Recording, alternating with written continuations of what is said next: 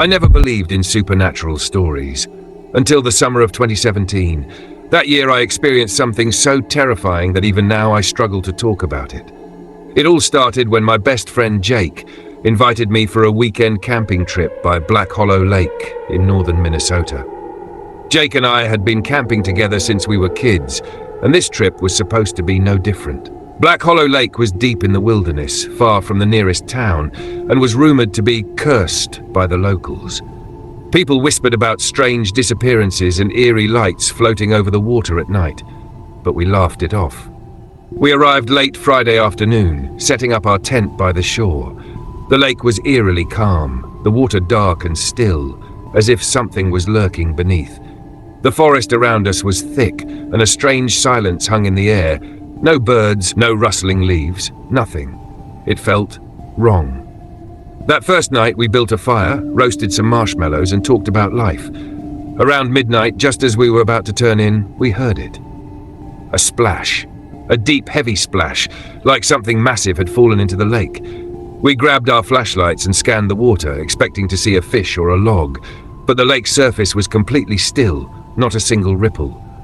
Then I noticed something even stranger. The reflection of the moon was gone. Jake noticed it too. "Dude, where's the moon?" he whispered. I looked up. The moon was still in the sky, but on the water? Nothing. Before we could react, another splash echoed through the night, closer this time. And then we saw it. Something was rising from the lake. Jake and I froze, our flashlights shaking in our hands. The thing in the water was tall, at least 7 or 8 feet, its dark, slimy form slowly emerging from the lake. At first I thought it was a person, but then I saw its eyes. They weren't human. 2 pale, glowing orbs stared at us from the center of its face, if you could even call it a face. Its skin looked stretched too tight, almost like wet leather wrapped over a skull. Long, bony arms reached just below the surface, motionless. The thing didn't make a sound. It just stood there, half submerged, watching us. I felt a deep, primal fear take over me. Every instinct screamed, "Run!" But neither of us could move. Then it smiled.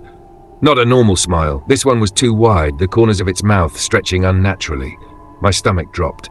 That's when Jake whispered, "We need to go. Now." As if it had heard him, the thing lunged forward, not swimming, not walking, but gliding across the water toward us. That was enough.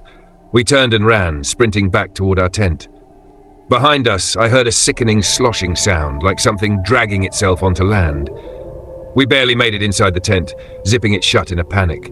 But deep down, I knew a thin layer of fabric wouldn't protect us. It was outside. I could hear it moving, its wet feet circling the tent. And then it spoke. Not in a voice, no, it was worse. It mimicked us. A perfect copy of Jake's voice whispered from the other side of the tent, "We need to go, now." Jake's grip on my arm tightened. "That's not me," he mouthed. I held my breath as another voice joined in. My own voice. "Come outside." I felt my blood turn ice cold. That thing, whatever it was copying us. Outside, the voices kept repeating. My voice, Jake's voice. Sometimes they were too perfect, other times distorted, like a broken recording. "Come outside. We need to go now." Over and over. Jake squeezed my arm. "Don't move. Don't talk," he mouthed. We sat there, barely breathing, as the thing circled the tent. Every few seconds, I heard wet footsteps squelching against the dirt. Then, something even worse happened.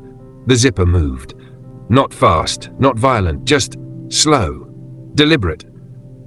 I clamped my hand over my mouth, suppressing a scream as the zipper crept downward, inch by inch. The flashlight in my lap flickered. Jake grabbed my wrist, shaking his head violently. "Don't move." The zipper stopped. For a moment there was silence, and then a single pale, bony hand slipped through the small opening. Its fingers were longer than they should have been, the skin stretched tight over jagged knuckles. The fingernails, if you could call them that, were cracked, almost translucent. They twitched, blindly feeling around inside. I wanted to bolt, but Jake reached for his backpack as slowly as possible. He pulled out a hunting knife. I nodded. On the count of 3. 1, 2, 3. Jake slammed the knife down on the thing's hand. A sound erupted from outside the tent. Not a scream, not a growl, but something unnatural. A mix of static and a low, gurgling wail. The hand yanked back so fast it left deep scratches on the tent fabric. Then the wet footsteps rushed away. We sat there, frozen, hearts pounding. It was gone, at least we thought it was. Then we heard the splash. It had gone back into the lake. We sat in the tent for what felt like hours, barely breathing, listening to the silence outside. My mind was racing. What the hell was that thing? Eventually, Jake whispered, "We need to get out of here." I nodded, but neither of us dared move. The last thing we wanted was to unzip the tent and find that thing standing there, smiling that awful, stretched-out smile. Then I heard it. A soft, distant splash. Jake and I locked eyes. It was back in the lake, but had it really left, or was it waiting? Jake grabbed his phone and checked the time. 3:12 a.m. Still hours before sunrise. We couldn't wait that long. "We pack up on 3, he whispered. "Grab only what we need and run for the truck." I took a deep breath and nodded. 1. I gripped my backpack, ready to move. 2. Jake reached for the tent zipper. 3. The second the zipper slid open, we bolted. The fire had long since died out and the woods were pitch black. We didn't stop to grab the tent.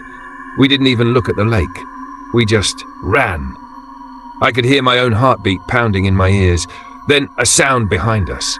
Wet footsteps. Fast, coming from the shoreline. I risked a glance back and my stomach dropped. It was chasing us. The thing wasn't running. It moved in an unnatural, jerky way, its limbs bending wrong as it glided across the ground. Its glowing eyes locked onto us, and it was smiling. Jake reached the truck first, fumbling with the keys. Come on, he muttered. I was right behind him, too terrified to turn around again. Click! The doors unlocked. We dove inside and slammed them shut just as something slammed into the truck.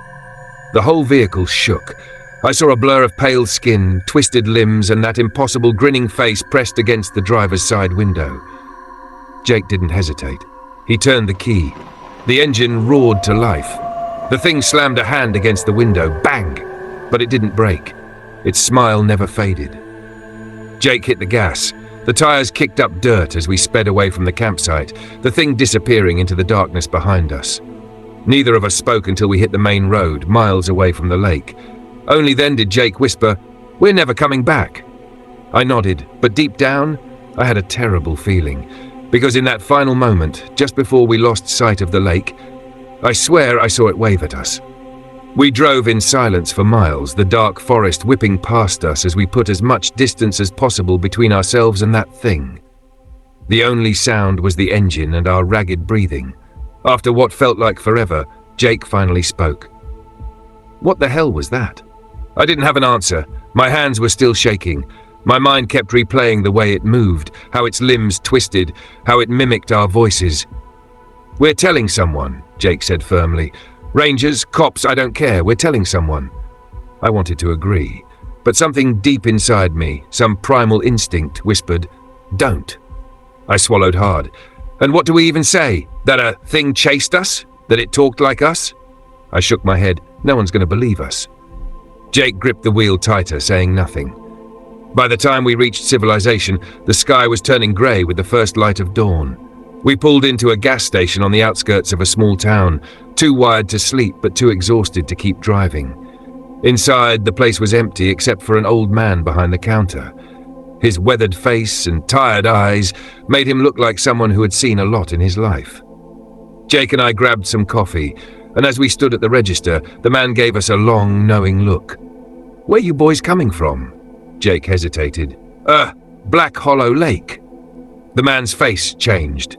His expression hardened, and for the first time since we left that lake, I felt something new. Fear. The old man didn't say anything at first. He just scanned our drinks, pushing them forward. Then, in a voice barely above a whisper, he said, "You're lucky you got out." A chill ran down my spine. Jake glanced at me before turning back to the man. "What do you mean?" The old man leaned in slightly. "People go missing up there. Been happening for years." He looked us over as if checking for something. "How close did it get to you?" Jake tensed. "Close." The man nodded slowly. "Did it talk?" I felt my stomach drop. My mouth went dry. "Yeah." The old man let out a long breath. "Then it knows you now." For a second, I thought he was joking, but his expression was dead serious. Jake forced a laugh. What the hell does that mean? The man glanced toward the window as if making sure we were alone. Then, in a voice lower than before, he muttered, "If it spoke to you, it won't forget you." He tapped a finger on the counter. "You might have left that lake, but it didn't leave you." Jake and I just stared. The man sighed, rubbing his temples. "Just if you ever hear it again, if you hear your own voice when you know you're alone, don't answer." A heavy silence settled between us. Jake grabbed the drinks, muttering, "Let's go." As we left, I glanced back. The old man was still watching us, his face pale. Jake started the truck and we pulled out onto the highway. Neither of us spoke for a long time. But as I stared out the window, watching the trees blur past, a sickening thought crept into my mind. That thing, the way it spoke, the way it imitated us. It had only copied what it heard, which meant it had heard something else before. The drive home felt endless. Every tree we passed, every dark patch of road, it all felt wrong somehow, like we weren't really leaving that lake behind. Jake was gripping the wheel too tight, his knuckles white. I could tell he was still thinking about what the old man said. If it spoke to you, it won't forget you. Neither of us wanted to believe it. But then the nightmares started. The first night back, I barely slept. Every time I closed my eyes, I was back at the lake, staring into those glowing, unnatural eyes. Every time I woke up drenched in sweat. But the worst part, the nightmares weren't just dreams. Because on the second night, something spoke to me. I woke up around 2:47 a.m. I remember because I checked my phone. At first, I wasn't sure why I'd woken up. The room was dark, the only sound the hum of my ceiling fan. Then I heard it. "Come outside." At first, I thought I had imagined it. But then, "Come outside." It was my voice. My blood ran cold. The sound wasn't coming from my phone or a speaker. It was coming from my window. I turned over slowly, my heart pounding. The blinds were shut, but I could see a faint outline of something standing just beyond the glass. It didn't knock. It didn't move. It just waited. I reached for my phone with shaking hands and texted Jake, "It's here." 3 dots appeared immediately. Then Jake's reply, "It's at my house too." I felt sick. My stomach twisted in knots as I stared at the window, the voice still whispering in that perfect empty imitation of me. "Come outside." I squeezed my eyes shut, trying to remember what the old man had said. "If you ever hear it again, if you hear your own voice when you know you're alone, don't answer." So I didn't. I stayed in bed, gripping my phone, forcing myself to ignore the voice. At some point, I must have passed out from sheer exhaustion. By morning, when I finally opened my eyes, the voice was gone. But deep down, I knew the truth. It hadn't left. It was just waiting. I didn't leave my room all morning. Even though the sun was up, I felt like something was still outside. Watching. Waiting. Jake called around noon. His voice was low, shaken. "You heard it too, didn't you?" I swallowed hard. "Yeah." He let out a breath. "Dude, it was at my window, just standing there. It kept saying, 'Come outside.'" I finished for him. Silence. Then Jake whispered, "We need to do something." I agreed. But what the hell were we supposed to do? Call the cops and say a lake monster is mimicking our voices? That wasn't an option. So we did the only thing we could. We went back. That evening, just before sunset, we met up and drove back toward Black Hollow Lake. Neither of us wanted to do it, but something told me we wouldn't be left alone until we ended this. The drive was quiet. The closer we got, the heavier the air felt, like the woods themselves were pushing us away. When we finally reached the turnoff leading to the lake, my gut twisted. Jake parked at the edge of the dirt path, killing the engine. "We're just looking," he said, though we both knew that wasn't true. We stepped out into the fading light, the sky burning orange over the dark water. The lake was silent. No wind, no birds, just empty. And then, a splash. I grabbed Jake's arm. "Did you hear that?" He nodded, staring at the shoreline. And then I saw them, footprints. Wet, bare footprints leading from the water to where our tent had been. My stomach dropped. The tracks weren't walking out of the lake, they were walking back in. Jake's breathing grew uneven. This was a mistake. Something moved in the water. The ripples spread, slow and unnatural. Something was just beneath the surface, watching us. Then the worst part. It spoke. A voice, soft and wrong, echoed from the water. Jake's voice. We need to go, now. We ran. I don't even remember getting back to the truck. 1 second we were at the lake, the next we were peeling out onto the main road, speeding away like our lives depended on it. Because they did. We didn't stop until we were miles away, gasping for breath. I turned to Jake. What the hell was that? His face was pale. His hands were gripping the wheel so tight I thought he might break it. Then, in a voice barely above a whisper, he said, "It sounded more like me this time." I felt sick. It had been copying us before. But now, it was getting better at it. We didn't go home right away. Neither of us wanted to be alone, not after what we had just heard. So we drove around aimlessly, our nerves fried, our hands still shaking. Eventually, we pulled into a 24-hour diner just outside town. The place was nearly empty. We sat in a booth at the far end, away from the windows, where we could see everything around us. Jake hadn't spoken in a while. He just kept staring at his hands, his fingers twitching. Finally, I broke the silence. "You said it sounded more like you this time." Jake nodded, his throat bobbing. "Yeah." He looked up at me, his face pale. What if it's not just copying us?" I frowned. "What do you mean?" He hesitated. "It's getting better, right? At first it sounded off. But now," he exhaled sharply, "what if it's learning?" A chill ran down my spine. Learning. The thing wasn't just imitating us, it was practicing. Getting closer. Becoming more like us. I swallowed hard. But why? What does it want? Jake didn't answer. He didn't have to. Deep down we both knew. It wanted to replace us. We sat in that diner for hours, barely touching our food, until exhaustion finally hit. As much as I hated the idea, we had to go home. Jake dropped me off first. I hesitated at the front door, scanning the yard, the windows, the shadows. Nothing. Still, I barely slept that night. Every little noise made me jolt awake. At some point, I must have dozed off because I woke up to my phone, buzzing. A text from Jake, AM. "It's outside again." My heart pounded as I typed back, "Stay inside. Don't answer it." 3 dots appeared. Then, "It's calling my mom now." My stomach dropped. I quickly typed, "What's it saying?" "It sounds like me. It's saying it's locked out, that I forgot my keys." I felt like throwing up. Then another message popped up. "She's going to the door." I called him immediately. He picked up on the first ring, his breathing heavy.